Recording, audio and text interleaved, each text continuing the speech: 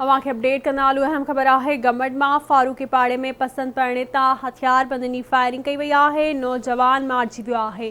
Breaking news है अवां सां शेयर कयूं पिया।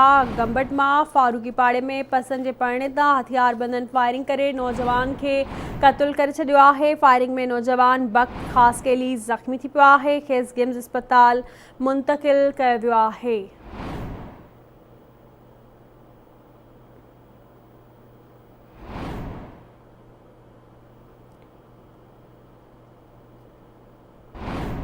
अवांखे आगाही ॾियूं पिया। ब्रेकिंग न्यूज़ है नौजवान गोपांग बिरादरी नारी से कुछ वक्त अग पसंद जो परणो कयो हो।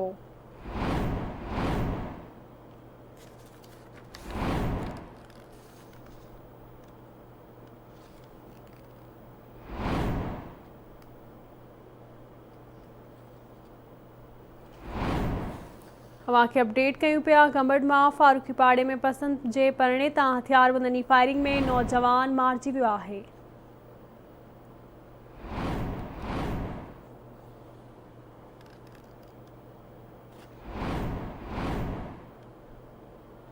तफ़सील मालूम कंदासीं किशोर कुमार खां। जी किशोर अपडेट कजो।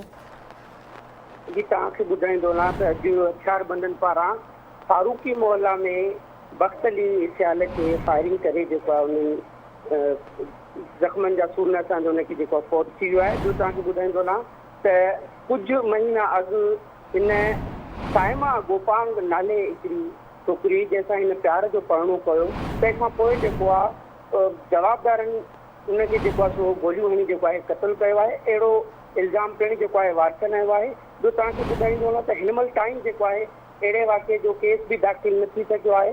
डॉक्टरनि पारां ज़रूरी कार्रवाई बाद ऐं पोस्टमार्टम बाद जेको आहे लाश वारसनि हवाले कयो आहे। जी महिरबानी अवां जी।